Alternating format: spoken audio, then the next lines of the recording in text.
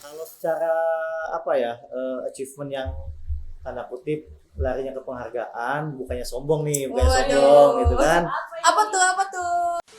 Dan saya lihat istilahnya guide-nya itu juga udah profesional ya, lumayan profesional.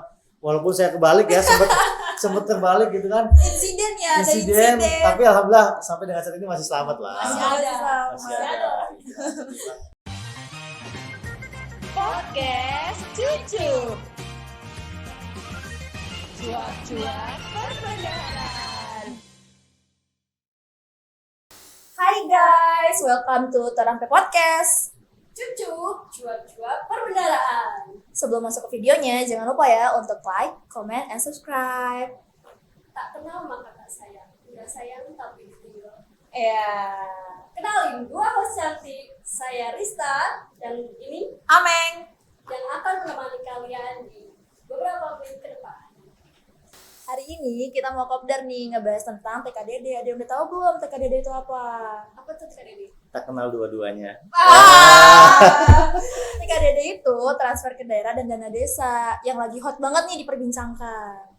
Nah, kita akan mendatangkan narasumber yang dari jauh nih. Siapa? Pak Pak Afif. Emang jauh banget ya, kesannya jauh banget gitu. Jauh banget dari negeri jiran. Oke, ini Leste. Oh, parkir di mana helikopter? tadi helikopternya parkir di mana? Kebetulan tadi ini masukin kapsul. Oh, masukin kapsul. Oke. Perkenalan dulu dong ini. Oke, makasih Mbak Ameng, Barista udah ngundang saya jauh-jauh sini. Kenalkan, saya Afis. Tadi udah sempat dikenalin ya. Kebetulan saat ini saya di seksi bank KPPN Gorontalo. Dibilang expert juga enggak, kita sama-sama masih belajar ya. Jadi mungkin berapa jam nih ke depan? 3 jam, 4 jam? Mungkin 1 minggu. 1 minggu, jangan dong. 1 Nanti minggu. jadi dong DPO dong, pencarian orang dong. Gila, 1 minggu. Waduh. Oke. 1 jam lah ya, atau 2 jam. Oke, kita ngobrol-ngobrol lah. Cuap-cuap tentang TKDD. Tadi kan kita udah bahas sedikit nih TKDD itu kan transfer ke daerah dan dana desa. Ya, Untuk penjelasan yang lebih jelasnya apa ya kira-kira ya Pak? ya, aduh, dipanggil Pak, kesannya Wow. tua banget ya. Om, Jangan Om juga dong. apa dong? Oh kakak, kakak Afis ya, kakak Afis. Ya, tadi udah jelasin ya TKDD kan kepanjangannya transfer ke daerah dan dana desa. Cuman untuk lebih mungkin kalau dipelajari mungkin bisa 1 semester kali kan TKDD. Jadi secara singkatnya itu TKDD transfer ke daerah itu kan salah satu alokasi APBN yang memang digunakan atau dialokasikan untuk membiayai kegiatan-kegiatan pemerintah daerah, dalam hal ini kaitannya dengan desentralisasi fiskal. Desentralisasi fiskal sendiri itu lahir karena adanya otonomi daerah nih. Jadi mungkin Ameng dan Rista ini tahun 99 udah lahir atau belum nih? Masih berbentuk cairan Pak, Nah, kebetulan. itu ini. Masih Jadi berbentuk cairan. awal mulai reformasi itu kan salah satunya adalah otonomi daerah gitu kan. Nah, di situ mulailah dikenal desentralisasi fiskal. Mungkin kalau sedikit melebar itu kan, otonomi itu artinya beberapa urusan pemerintah itu yang semula tersentral di pusat itu mulai dibagikan ke daerah. Hanya ada beberapa urusan yang memang tidak diserahkan ke daerah. Contohnya fiskal moneter itu masih dipegang pusat. Agama di pusat. Bayangin coba kalau agama ini dikasih masing-masing ke daerah, mungkin untuk agama Islam di provinsi ini bisa beda nih dengan ketentuan-ketentuan agama Islam di provinsi lain. Makanya urusan agama ini masih dipegang oleh pusat. Selanjutnya adalah Hankam, Ketan Keamanan, dan kalau nggak salah ada 5 atau 6 gitu ya.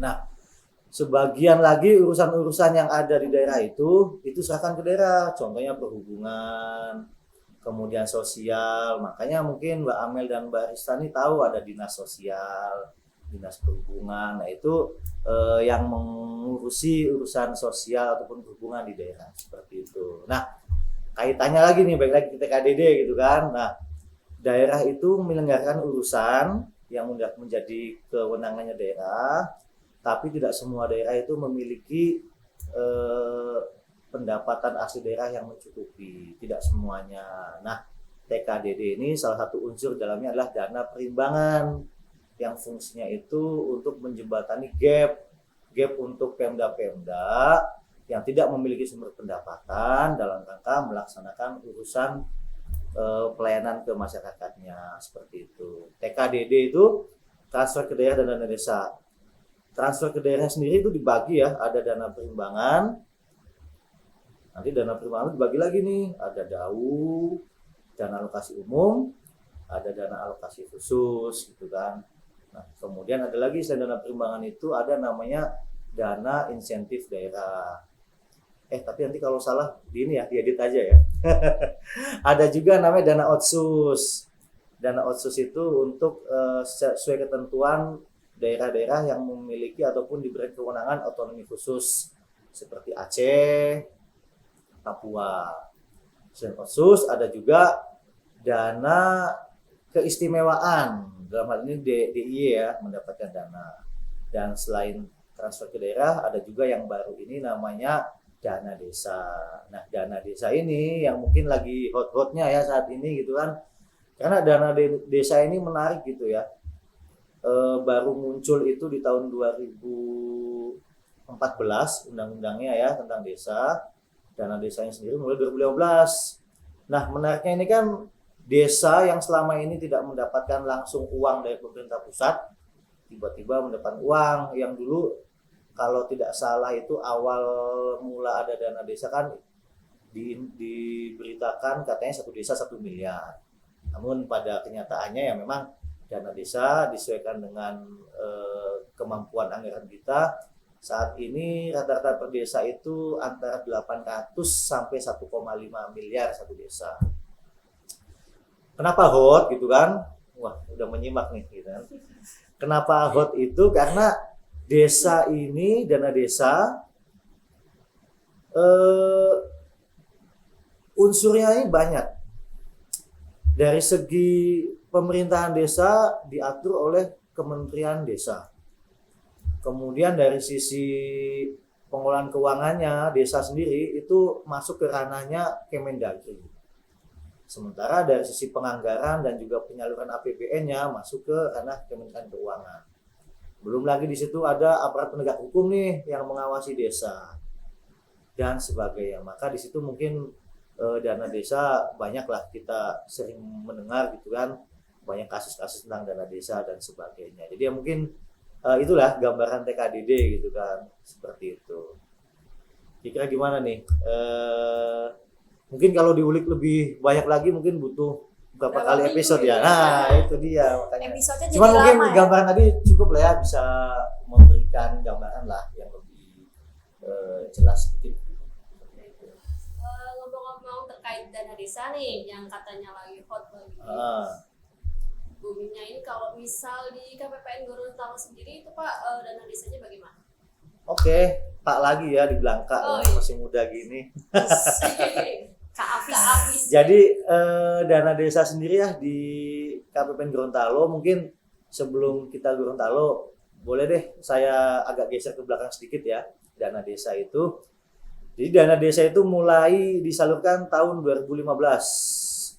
Waktu itu yang menyalurkan dari Kementerian Keuangan itu terpusat, yaitu oleh KPPN Jakarta 2 selaku mitra dari Ditjen Perimbangan Keuangan, salah satu unit eselon 1 di Kementerian Keuangan yang memang merupakan kuasa bun gitu ya, yang memiliki kewenangan untuk mengalokasikan dan menyalurkan dana desa seperti itu. Nah, sejak tahun 2017 selama kita lihat ya 2015 sampai 2016 kan 2 tahun nih. 2 tahun itu masa-masa yang mungkin di situ Kementerian Keuangan juga selalu selalu beradaptasi, selalu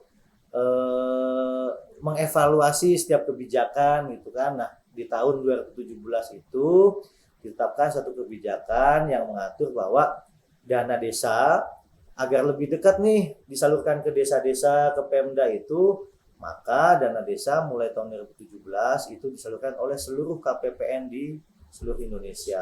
Mungkin jumlahnya sekitar 177 ya, segitulah. Banyak kan, salah satunya adalah KPPN Gorontalo. Nah, jadi sejak tahun 2017 KPPN Gorontalo itu mulai menyalurkan dana desa kepada siapa? Kepada desa-desa total di kabupaten. Di Kabupaten Gorontalo ini ada sekitar 474 desa yang merupakan mitra dari KPPN Gorontalo. Sebanyak 191 itu ada di Kabupaten Gorontalo. Sebanyak 160 kalau nggak salah ya ada di Kabupaten Bone Bolango, dan sebanyak 123 ada di Kabupaten Gorontalo Utara. Hafal ya. Tadi sebelum diundang sini saya ngapalin dulu. Total 474 untuk 3 pemerintah daerah. Nah, sisanya untuk di Kabupaten Bowalemo dan Pohuwato itu disalurkan oleh KPPN saudara kita, KPPN Marisa, seperti itu. Nah, 2017 itu mekanismenya mungkin sedikit ya, nambahin gitu kan. Mekanisme penyalurannya itu dulu oleh KPPN Gorontalo itu disalurkan ke Pemda dulu nih. Ke Pemda dulu. Baru dari Pemda disalurkan langsung ke desa, seperti itu. Nah, kembali lagi Kementerian Keuangan, KPPN senantiasa melakukan continuous improvement. Aduh, agak-agak sedikit ribet ya. Jaksel ya. Bukan Jaksel juga sih. Ini Agak Inggris ya. nilai-nilai di Kementerian Oh. Keuangan yang ada di poin kelima, kesempurnaan gitu kan, selalu berupaya untuk perbaikan yang terus-menerus gitu kan. Nah, sejak tahun 2020 kalau nggak salah, 2020 itu mungkin nanti ada ini ya, ada komen kan, kalau salah nanti tolong di komen di bawah. Komen di bawah ya guys. Jadi sejak tahun 2020 itu ya 2020 ya, saya pindah sini 2020 kan, ya 2020 akhir kan. Jadi sejak tahun 2020 itu dana desa tidak lagi disalurkan ke Pemda terlebih dahulu nih dananya, tapi langsung disalurkan ke rekening desa, seperti itu. Nah, jadi itulah sekilas balik gitu kan, dana desa itu bagaimana disalurkan gitu kan. Nah, sejak tahun 2020 sampai dengan saat ini di tahun 2022 penyaluran dana desa itu memang diajukan oleh Pemda, tapi nanti oleh KPPN dananya itu langsung ditransfer ke rekening kas desa, seperti itu. Jadi gitulah gambarannya dana desa gitu kan di KPPN Gorontalo ini. Lumayan, 474 desa. Nah, tadi kan Bapak udah ngomong, Kak ya? Nah, tadi Kak Afis udah ngomong kan udah 474 desa ya? Iya. Untuk penyalurannya tuh tahun ini di 2022 itu ada berapa sih jumlah pagu untuk dana desa sendiri? Di 2002 ini kalau nggak salah ada sekitar 407 miliar. Jadi kalau kita bagi gitu ya, 474, 400 ya mungkin sekitar 800 sampai 1 miliar lah ya satu desa. Ya kalau dibandingkan tahun lalu memang ada penurunan sih. Tahun lalu kalau nggak salah 563 deh kalau nggak salah ya, memang agak jauh. Tapi mungkin ini juga salah satu akibat ya ataupun efek dari adanya reformulasi perhitungan dana desa itu sendiri. Nanti bagaimana formulasinya nanti itu detail lagi itu nanti mungkin teman-teman ataupun sobat cup-cup atau apa? Sobat Trego nanti bisa lagi baca-baca. Salah satunya itu adalah ada alokasi namanya itu alokasi dasar gitu kan dan sebagainya lah. Itu untuk formula yang seperti itu. Jadi nggak cuma dana desa sih ya yang turun di tahun ini. Nanti mungkin kita bahas lebih lanjut atau mungkin sekalian aja saya bahas gitu kan. Kenapa itu bisa turun gitu ya? Karena memang mungkin sobat Trego dan juga sobat cucup yang lain gitu harus harus dimengerti gitu kan, ataupun saat ini kita sudah ada di tahun ketiga ya setelah pandemi ya, 2020, 2021, 2022 gitu kan, dimana pemerintah bersama DPR itu kan menerbitkan tuh undang-undang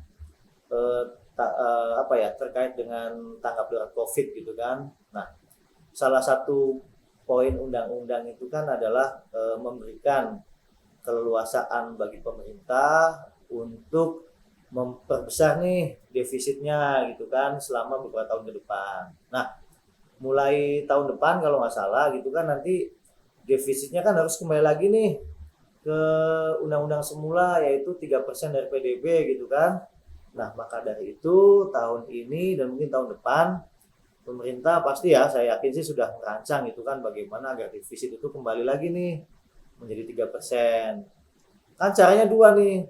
Kalau nggak menaikkan pendapatan, berarti mengikat ataupun kalau kita punya anggaran belanja keluarga gitu kan, kita ikat kencang gitu kan pengeluarannya. Nah, salah satunya mungkin saat ini adalah dengan memangkas alokasi belanja seperti itu. Jadi tidak hanya untuk transfer ke daerah ya, di kementerian lembaga pun di pusat, contohnya nih di KPPN sendiri, dana kantor kita banyak dipotong loh, asal tahu gitu kan. Jadi kalau teman-teman yang biasanya ada fasilitas ini, fasilitas itu, ya mungkin tahun ini ya bisa dibiasakan lah, oh nggak ada fasilitas ini lagi gitu. Seperti jadi melebar nih ya, tapi intinya kayak gitulah, intinya ada penurunan gitu seperti itu. Tapi untuk 474 desa itu dananya adalah 407 miliar sekian. Nah, untuk dana yang 407 miliar sekian itu, Ya. Kalau nggak salah dibagi untuk beberapa tahap ya Pak? Ya, dana desa penyalurannya bertahap, betul. Boleh dijelaskan tuh tahap-tahapnya kayak gimana ya Pak? Oke. Jadi ketentuan penyaluran dana desa itu diatur di Peraturan Menteri Keuangan. Nah, ketentuannya adalah penyaluran dana desa dibayar ataupun ditransfer bertahap. Untuk desa-desa biasa gitu ya, desa-desa yang berkembang biasa itu disalurkan 3 tahap nih. Tahap pertama 40% dari pagu, tahap kedua 40% juga dari pagu, tahap ketiga 20%. Nah, sebaliknya bukan sebaliknya ya. Selain desa yang biasa-biasa tadi, ada juga desa mandiri namanya, itu ditetapkan oleh Kementerian Dalam Negeri dan juga Kemenkeu ya. Itu penyalurannya dibagi ke dalam 2 tahap, yaitu tahap pertama 60% dari pagu dan tahap kedua 40% dari pagu. Oh iya, ini Kak Hafiz, ngomong-ngomong tentang dana desa yang lagi hot, ini kan ada namanya BLT. Ya. Itu kan juga lagi hot-hotnya nih. Ya. Untuk BLT sendiri tuh seperti apa? Oke, BLT itu kependekan sepanjangnya adalah bantuan langsung tunai gitu kan, bantuan langsung tunai. Sebetulnya kalau BLT ini selama ini kan kita nggak hanya dana desa gitu ya, ada juga program pemerintah yang namanya adalah BLT gitu ya. Nah, BLT ini sendiri sebetulnya kan salah satu jaring pengaman sosial nih, sebagai kalau dulu ada namanya itu apa ya, saya lupa. Intinya pemerintah memberikan bantuan kepada masyarakat dalam bentuk uang tunai kan, uang tunai. Nah, sebenarnya BLT dana desa ini muncul pada saat mulai merebaknya pandemi COVID-19. Jadi pada saat pandemi COVID-19 ini kan awal mula COVID, kemudian pemerintah memperlakukan istilahnya, dulu bukan PPKM tuh, dulu namanya adalah PSBB. Ini nggak PSBB? Iya. Pembatasan sosial berskala besar gitu kan, di mana masyarakat di waktu itu tidak boleh ataupun diminta untuk tidak beraktivitas di luar. Jadi yang namanya pedagang sayur, pedagang kecil itu kan, ataupun mungkin kena dampak gitu kan, sehingga pemerintah saat itu memberikan solusi ataupun tools untuk mengamankan tadi ya kehidupan ekonomi atau sosial masyarakat itu banyak tuh. Sebelum BLT desa itu juga BLT sebenarnya, BLT dalam bentuk dulu ada prakerja, sampai saat ini juga masih ada ya. Ada lagi namanya bantuan pemerintah non tunai untuk sembako dan sebagainya. BLT juga ada. Nah, saat itu karena banyaknya yang terdampak oleh COVID itu, maka kebijakan dari pemerintah adalah memberikan BLT yang sumbernya itu dari dana desa. Seperti itu. Adapun syarat penerima BLT dana desa ini itu bagi mereka keluarga yang sebelumnya belum pernah mendapatkan bantuan-bantuan sejenis. Jadi biar nggak tumpang tindih nih, kalau katakanlah Kak Rista gitu ya dulu terdampak gitu kan, masuk kategori mohon maaf miskin gitu ya, sebagai contoh miskin, apa ya, kita kan semua miskin ya. Iya, miskin. Menuju kaya. Kaum mending ya. Iya, mending. Mending ini. Apa tuh? Wah, nggak tahu kaum mendingan ya. Nggak tahu. Kaum mendingan itu ya Apa ya? daripada buat ini mending buat ini gitu loh. Oh. Jadi belum sultan lah gitu kan. Tengah-tengah lah Masih ya. mikir-mikir nih buat Atau BLT. kalau ngeliat review laptop gitu kan, ngeliatnya 6 bulan nggak jadi beli gitu kan. Masuk di keranjang doang. Keranjang doang gitu kan. Nggak di check out. Balik lagi ya. Jadi untuk keluarga-keluarga yang kategori miskin yang dapat berhak ataupun menerima BLT dana desa itu bagi mereka yang belum memperoleh bantuan-bantuan lain, bantuan pemerintah lainnya. Jadi ini tugasnya pemerintah desa nih yang menentukan siapa-siapa saja yang berhak mendapatkan BLT dana desa.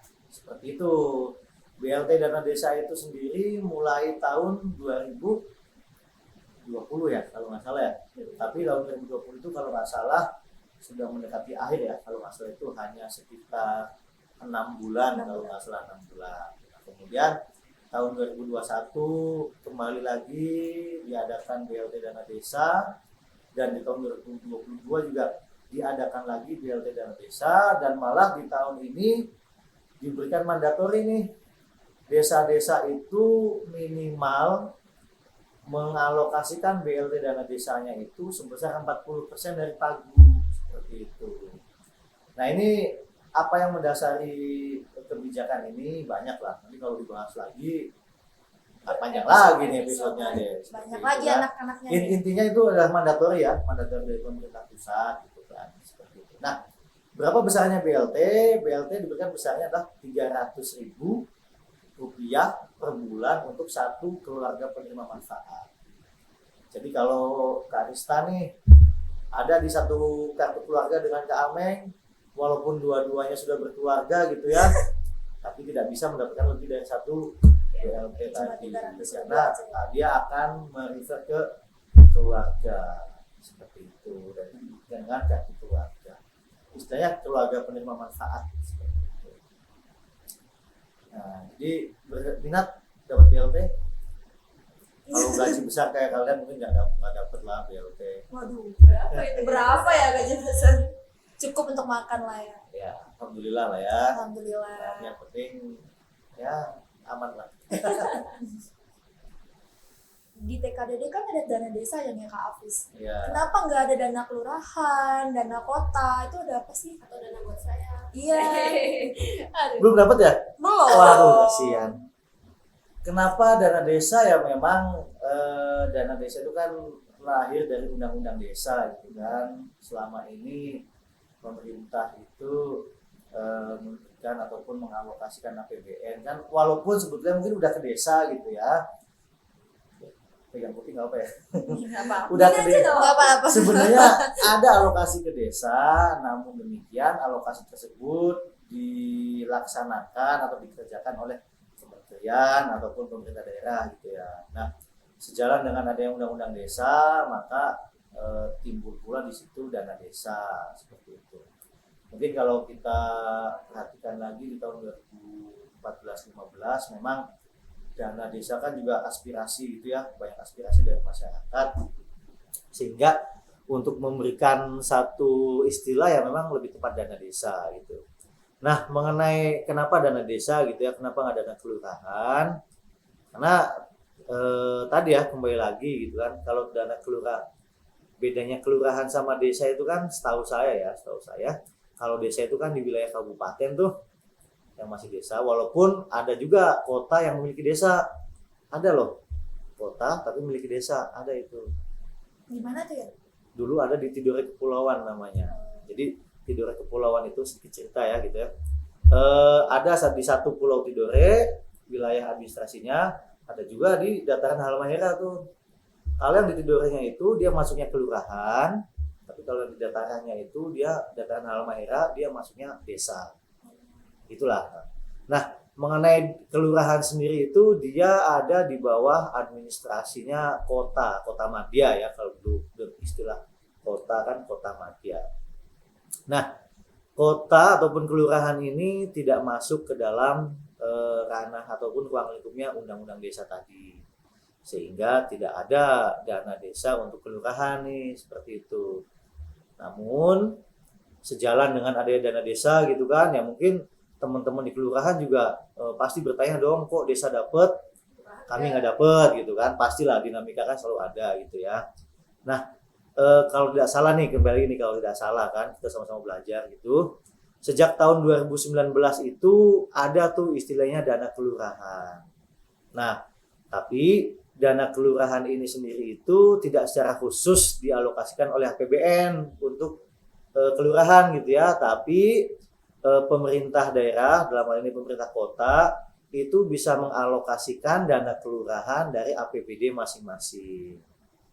Kalau mungkin di tahun 2019 itu ya, di tahun 2019 itu atau tahun 2020 ya, saya lupa pastinya, pemerintah pusat itu memperhitungkan dana kelurahan itu melalui tambahan dana alokasi umum. Nah, jadi pemerintah kota itu kan sumber APBD-nya banyak tuh. Yang nggak banyak amat sih, PAD gitu kan, sama lain PAD. Dan kebanyakan di kita itu PAD-nya masing-masing Pemda itu kecil. Mereka masih tanda kutip bergantung dari transfer ke daerah tadi, DAU, dan alokasi umum, DBH, dana bagi hasil, dan alokasi khusus. Nah, untuk dana kelurahan ini pada tahun-tahun itu diberikan tambahan dana alokasi umum yang salah satunya itu adalah untuk memfasilitasi dana kelurahan tadi. Nah, kalau tidak salah juga untuk dana kelurahan itu, ini kalau tidak salah mulu ya, enak, bagus ya saya ya. Kalau nggak salah berarti benar. Disclaimer gitu kan, Kalau kalau nggak salah tapi berarti benar. intinya itu adalah dana kelurahan itu memang dianggarkan oleh pemerintah daerah, dalam hal ini pemerintah kota. Nilainya itu paling rendah 5% dari APBD, tapi setelah dikurangi dak fisik. Dana alokasi khusus. Kenapa dikurangi dana alokasi khusus? Karena namanya juga khusus ya. Jadi alokasi tersebut sudah memang ya sudah treatmentnya udah harus khusus. Sudah nggak boleh diapa-apain lagi, nggak boleh digeser ke sana ke sini lagi gitu kan. Jadi khusus. Jadi itulah istilahnya ruang fiskal lah. Ruang fiskalnya itu dari Pemda itu 5% untuk dana kelurahan tadi. Tapi memang penyalurannya nggak melalui KPPN Gorontalo ya. Itu sudah wilayah APBD seperti itu.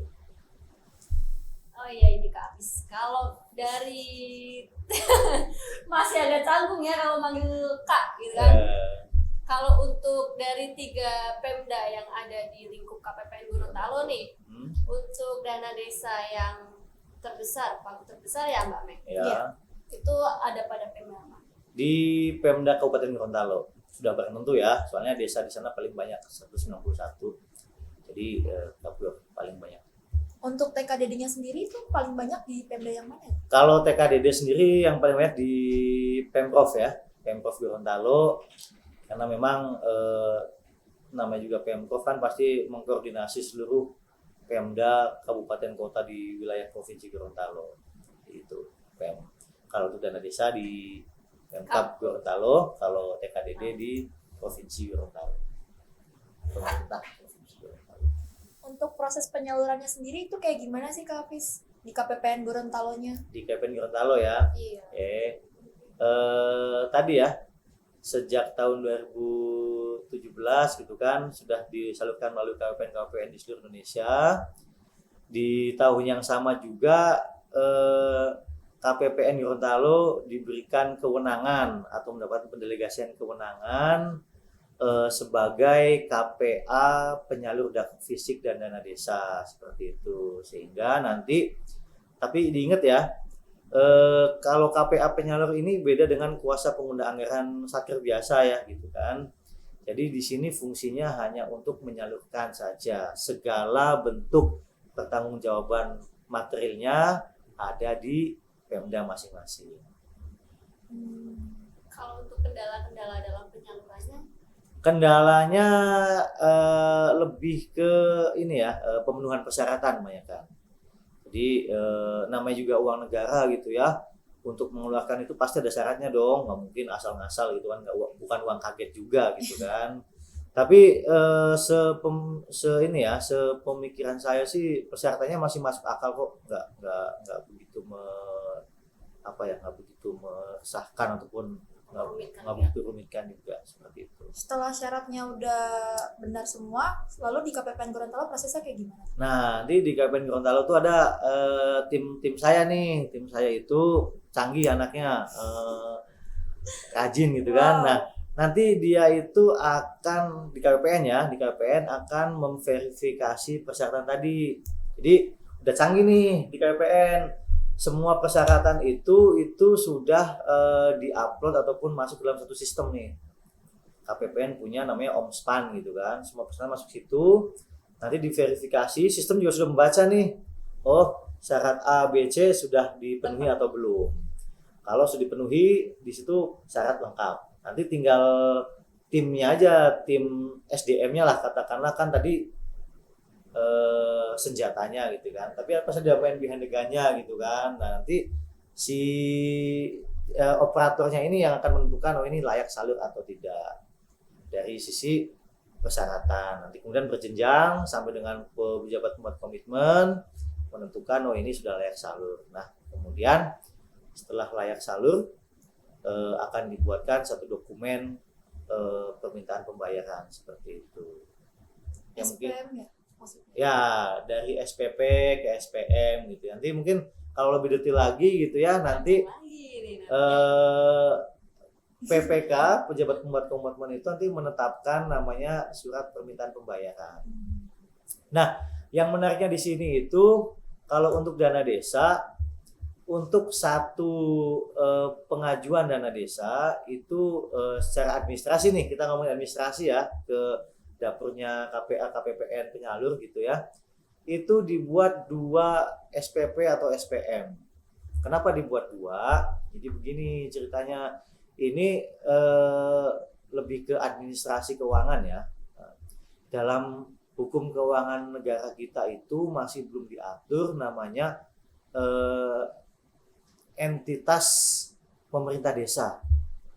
Jadi kalau Kak Ameng dan Kak Ista ini pahami lagi, belum ada hukum administrasi kita tuh mengatur entitas ke pemerintah desa. Baru sampai Pemda. Berarti seperti pembukuannya. Nah, segitulah seperti itu. Jadi sebenarnya dana desa itu juga sendiri itu masih masuk ke alokasi untuk APBD. Jadi di APBD masing-masing Pemda itu ada alokasi untuk dana desa. Jadi sebenarnya ya alurnya nih ya, kalau nggak bikin pusing itu, dana dari APBN awalnya kan dikasih ke Pemda, nanti dari Pemda ke desa. Tahun 2019 itu kebijakan pemerintah langsung nih. Kenapa gitu langsung? Karena banyak ditemukan waktu itu Pemda-Pemda yang menahan istilahnya itu kalau menunda-nunda pembayaran ke desanya gitu ya. Nah, jadi di saat istilahnya bukan shortcut juga ya, langsung ke desa, tetapi secara administrasi pembukuan pertanggungjawaban uang tersebut tetap ke Pemda seperti itu. Nah, makanya untuk secara administrasi nih SPP SPM kan bagian administrasi tuh agar tetap itu terbukukan di Pemda dan juga di desa, maka SPP yang SPM dibuat itu adalah sebetulnya dari RKUN, dari KPPN, RKUN itu dikirimnya ke Pemda terlebih dahulu sebesar dana desa yang diajukan. Nah, Nah, tapi nanti di awal tahun kepala daerah ini mereka membuat suatu surat kuasa yang intinya itu memberikan kuasa kepada KPPN untuk mengambil ataupun bukan memotong ya, ataupun memindah bukukan yang tadinya harusnya masuk ke rekening kas daerah itu oleh KPPN langsung diberikan ke rekening kas desa. Jadi alurnya itu dua. Pertama, KPPN penyalur dana desa ini membuat, mungkin agak sedikit rumit ya, membuat SPP-SPM ke Pemda, tapi langsung tadi ada kuasa pemotongan kan untuk pemindah bukuan, langsung dipindah bukukan. Nah, nanti jadi isi SPP-nya itu untuk pemerintah ataupun rekening pemerintah daerah itu bunyinya adalah, katakanlah nih pengajuan 10M, tapi di sisi potongan juga ada 10M. Potongan itu adalah untuk memindah bukukan dari rekening kas pemerintah daerah ke desa. Nah, baru nanti di SPM yang kedua atau SPP yang kedua dimunculkan atas hasil pemindah bukuan tadi 10M disalurkan kepada masing-masing desa tadi. Jadi kalau secara detail nanti lihat SPP SPM-nya ada dua, satu pemindah bukuan, satunya adalah dari KPPN langsung ke rekening kas desa seperti itu. Jadi gitu ya, Kak Amel, Kak Ista. Terkait untuk dana-dana desa yang sudah disalurkan tadi di Kak Hafiz, itu kegunaannya tuh apa aja? Apakah ada kisah inspiratif terkait penggunaan dana desa ini? Oh gitu ya. Untuk kegunaan dana desa itu sebetulnya diatur ya di peraturan Menteri Desa. Itu sudah ada tuh listnya tuh, dana desa itu untuk apa saja ya. Cuman mungkin saya kasih sedikit aja gambaran besarnya itu untuk pembangunan, untuk pemberdayaan, dan juga garis besarnya dua itulah, untuk pembangunan dan pemberdayaan, dan salahnya lagi ekonomi ya, kalau nggak salah ekonomi gitu kan, ekonomi desa gitu, seperti itu. Nah, kalau untuk inspiratif sih sebetulnya ya, KPPN selaku penyalur fisik dana desa tidak diperkenankan untuk langsung monef ke desa. Kenapa demikian? Karena memang KPPN ini adalah KPA penyalur, sifatnya administratif.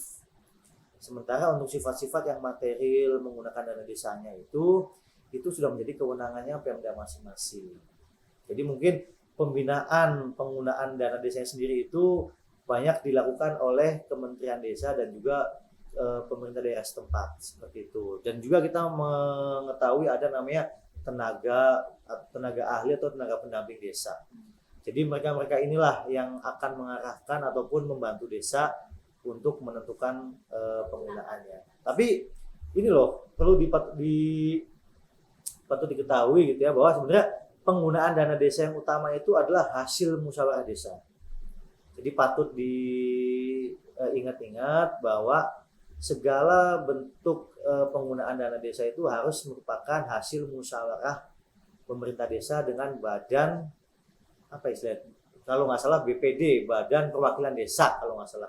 Jadi kalau kita di lingkup pemerintah itu ada namanya eksekutif yaitu pemerintah, dan juga legislatif yaitu wakil rakyatnya seperti itu. Di desa pun sama loh, ada loh BPD dengan pemerintah desanya seperti itu. Nah cuman gitu ya, walaupun KPPN nggak melakukan monef, beberapa memang ada diminta oleh penugasan gitu ya, oleh unit kanwil di atas kita itu untuk membuat suatu story gitu ya, kisah sukses dana desa. Nah mungkin dari beberapa yang pernah saya baca atau dengar itu, kita juga pernah loh ke sana. Waktu itu kita melakukan kegiatan capacity building gitu kan, ke Desa Papua Langi namanya. Nah Desa Papua Langi itu kebetulan kan, nah ini yang menarik nih, patut dicontoh juga nih gitu. Apa ya tuh? Jadi ketika Desa Papua Langi itu dihubungi oleh Pemda gitu ya, karena teman-teman KPPN waktu itu minta tolong bantuan Pemda untuk mengkonfirmasi ataupun bertanya-tanya lah arung jeram di Papua Langi gimana. Nah yang menarik itu, dari desa itu menganggap KPPN ini pihak yang menentukan nih dana desa, sehingga waktu itu pihak Desa Papua Langi menyampaikan ke saya, Pak, dari KPPN boleh kegiatan di sini, nanti untuk makannya, untuk biayanya itu biar menjadi tanggungan 4 desa di dekat kami katanya. Saya bilang, waduh Pak, nggak boleh begitu. Saya bilang, ini akan kena pasal gratifikasi nih, dalam hati kan gitu. Dan memang saya sampaikan tuh ke kepala desanya, Pak, KPPN memiliki dana yang memang khusus untuk kegiatan capacity building. Jadi baik dari dana kegiatannya, konsumsinya, semua sudah dialokasikan, Pak. Jadi Pemda ataupun desa tidak perlu lagi menyiapkan dana-dana tadi untuk membiayai kegiatan KPPN. Kan nggak bagus tuh, nggak boleh itu. Jadi dana desa yang seharusnya untuk masyarakat desa malah jadinya nanti dipakai untuk melayani pihak-pihak lain kan, jadi nggak boleh. Jadi ini juga harus di Kak Amel dan Kak Rista nih ke depan nih jadi pimpinan, ketika ada konflik interest seperti itu gitu kan, harus bisa mengambil sikap bahwa yang boleh silakan, yang nggak boleh ya jangan dilakukan. Tapi tetap jadi tuh ke Pakualang. Jadi terjadi gitu kan. Pakai uang sendiri ya di KPPN. Pakai uang dana memang secara sah dialokasikan di alokasinya KPPN. Dan itu kalau tidak salah ya sampai kepala desanya itu menyampaikan salut dengan KPPN katanya. Ada instansi yang istilahnya punya prinsip lah seperti KPPN Gorontalo itu. Tadi Tepuk tangan buat KPPN Gorontalo. Tadi Kak Hafiz ada men-spotlight sedikit kata-kata Arung Jeram nih. Oh iya. Berarti di Pakualang ini ada terkenal Arung Jeramnya ya? Iya, spot di Pakualang itu lupa saya tadi ya, saya lupa. Agak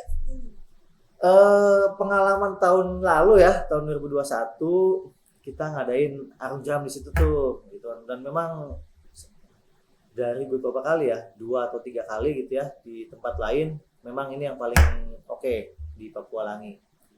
Dan saya lihat istilahnya guide-nya itu juga udah profesional ya, lumayan profesional. Walaupun saya kebalik ya, sempat terbalik gitu kan. insiden. Tapi alhamdulillah sampai dengan saat ini masih selamat lah. Masih ada. Belum sakrat mau ya? Jangan dong, aduh. Belum. Iya, bagus itu. Istilahnya recommended lah. Jadi kalau ada sobat cucup atau tego yang pengen istilahnya refreshing atau healing istilah zaman sekarang. healing sekaligus ini ya, adrenalin junkie ya istilahnya. Nah, itu kan bisa tuh ke sana tuh. Kalau mau datang ke Gorontalo, langsung aja datang ke Pakualangi, ada Arung Jeramnya bagus guys. Ini juga dong. Iklan dong. Iklan, sponsor. Endorse. Untuk Arung Jeramnya sendiri tuh didanai oleh dana desa ya? Infonya gitu ya. Infonya sih dari kepala desanya tuh ada beberapa item yang memang dialokasikan oleh dana desa.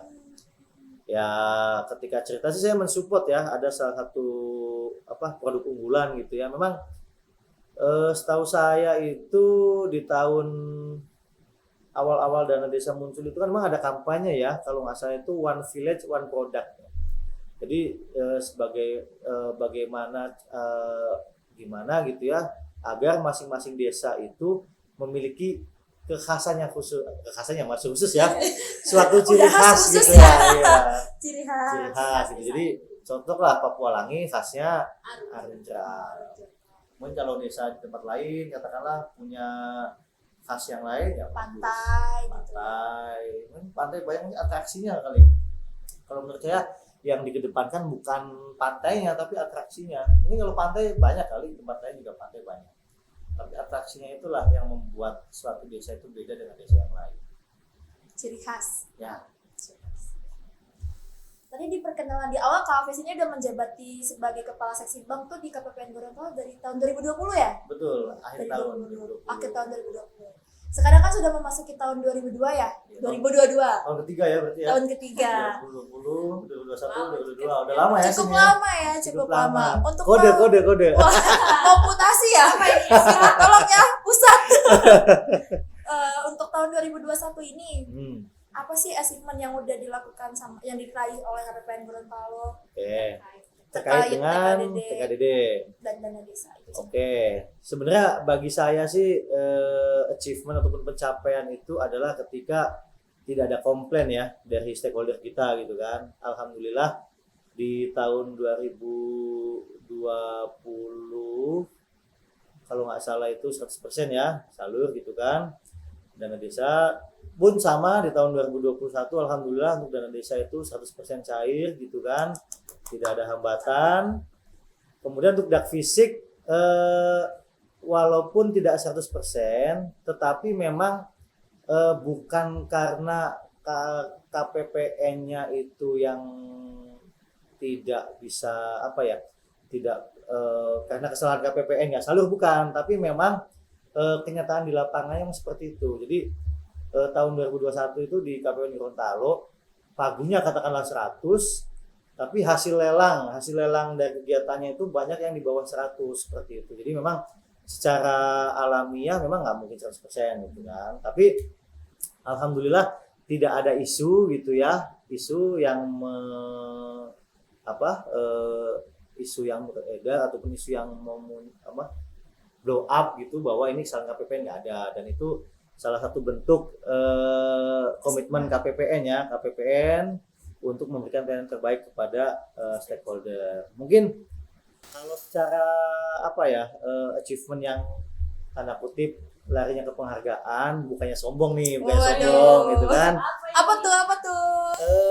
Pada saat Rapimtas kalau tidak salah, udah salah lagi gitu kan.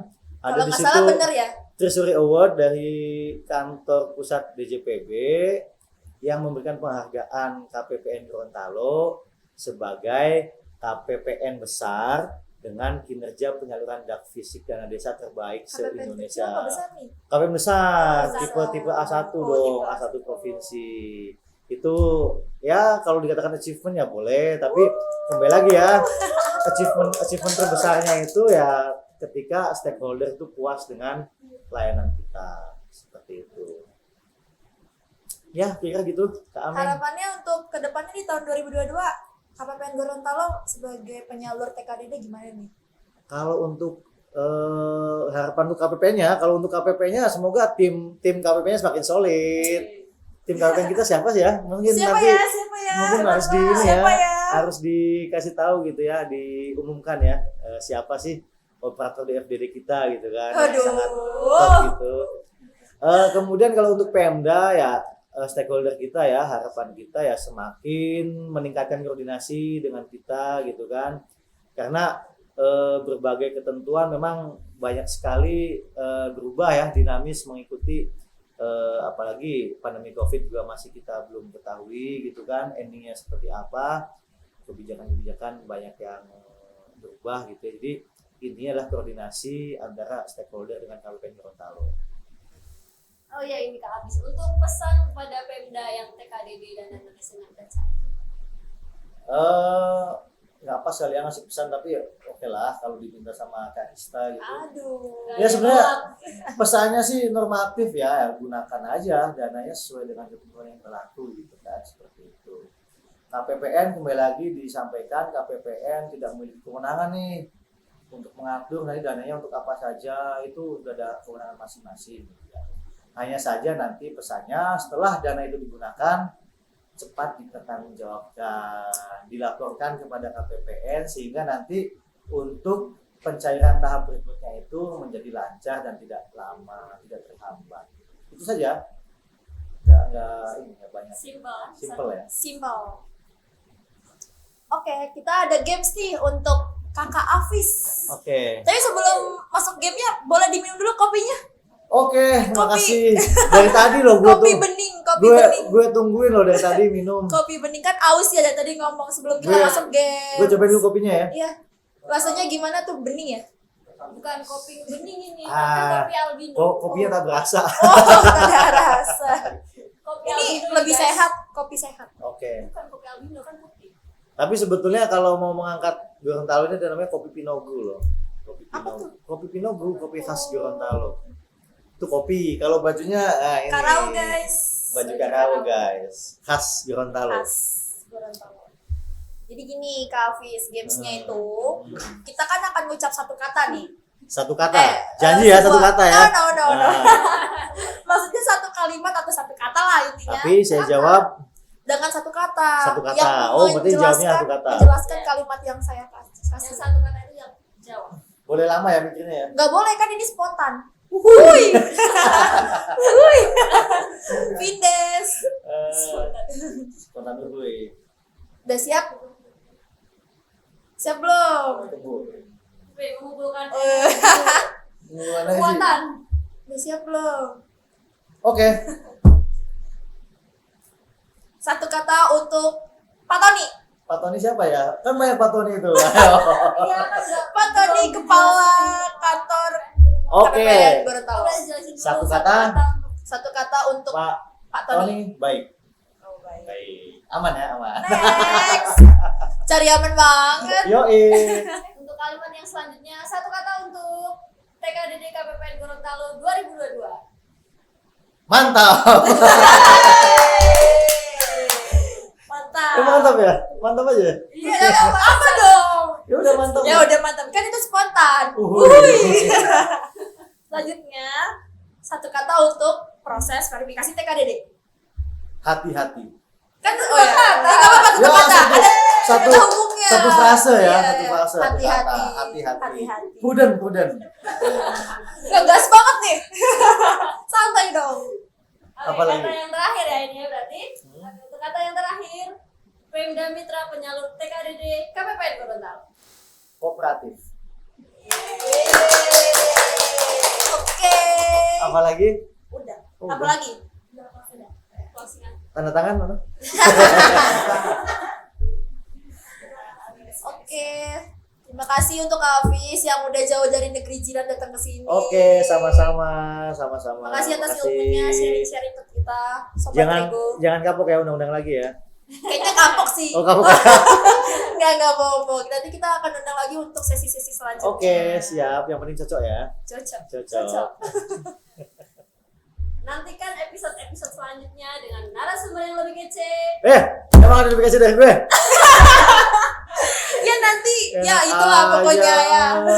Terus yang lebih asik dan materi yang lebih seru. Terakhir nih Kak Hafiz, sebelum kita selesai closing dan perpisahan, kita salam cucup Saya. dulu. Apa itu salam cucuk? Kayak gini. Salam cucup. Mwah. Oh, Gitu ya. kayak dulu ya. Salamnya infotainment ya. Iya, kita emang ngambil dari situ sih Oke, sebenarnya. oke. Oke, 1, 2, 3. Cucup. Cucup. Mwah. Podcast Cucu. Cuap-cuap perbendaharaan.